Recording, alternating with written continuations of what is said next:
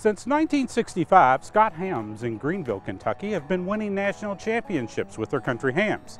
In fact, one of their grand champion hams sold at the Kentucky Farm Bureau Ham Breakfast for $1.3 million.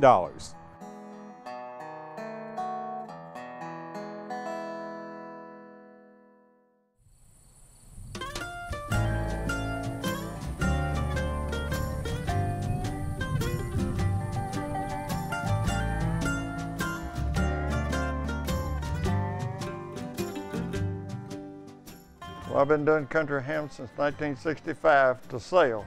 We cured them here on the farm since 1909. Right before we're standing today was my grandfather's farm. We purchased it several years ago, and then we bought Dad's farm 15 years ago. We now have about 300 acres.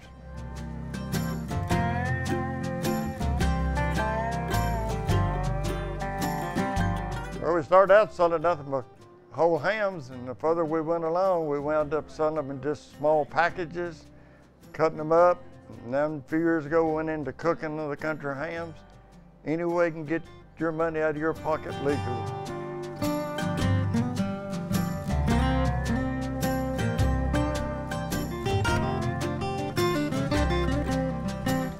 Well, a country ham must have 4% salt in it to be labeled a country ham. It must be shelf stable, so it can stay out without refrigeration. City ham weighs a little bit more than it did when it was on the hog originally.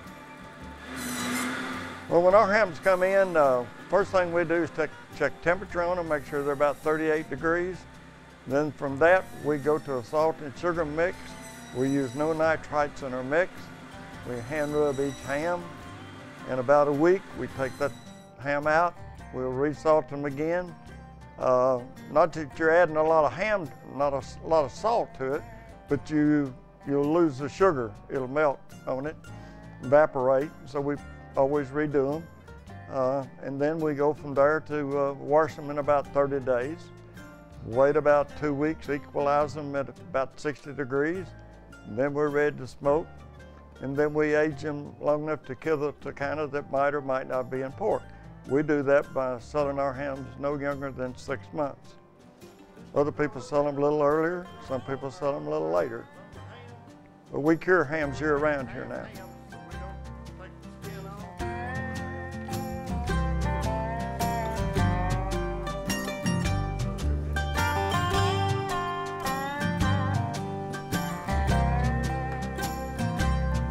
Well, when we was a boy, we just cured hams here. Well, right across the hill over here, Daddy lived there, and we cured hams over there and killed our own hogs. And that was the only way to survive, is live off the land. And then we, by accident, almost got started curing them to sell them. We've been the luckiest two people alive, I guess, showing hams. Several years ago, there was a fellow come to the university, didn't know anything about hams, but he wanted us to go to the National Cured Meat Competition. His name was Dr. Warren Mings. We went. We wasn't last, but we was about the middle of the group. A guy got up and told us how we might win a show if we did it this way. The next year we didn't have enough money to fly, so we put 2 hams in the back of the car. We went to Albuquerque, New Mexico with those hams. We had a reserve grand champion out there. And up until last year, we have attended the National American Meat Processors Convention every year until last year. And then we went to the National Country Ham Association Convention and won it last year. But we're most proud of what we won at the Kentucky State Fair over the years. If you win the Kentucky State Fair, by rules, it goes to the Fair Board. And Farm Bureau is good enough to us to put on an auction that's unbelievable. The first ham we sold up there brought $64,000. We later sold one for $200,000. This one brought $1,300,000. Changing my signs, everything's gonna have $1,300,000 on them all. If you'll notice when you come in the door, it's got one there. One on the bathroom door even here. To brag about that one.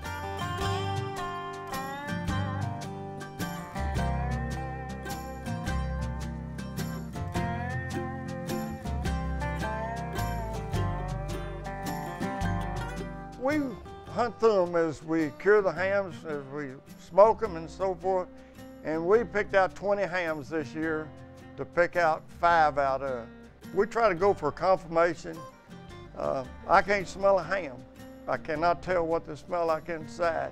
When I've judged some ham shows, my wife has to judge the smell part and I judge the confirmation.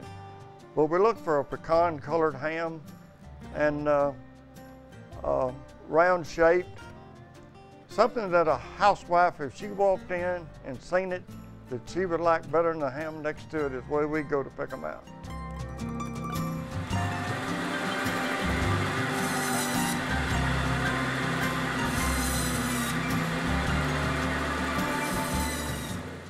I think probably the quality rests with me in June.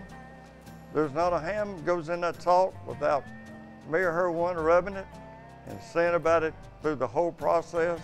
I cook every ham that's cooked here. June is responsibility of selling them. My job is try to get them cured, you know.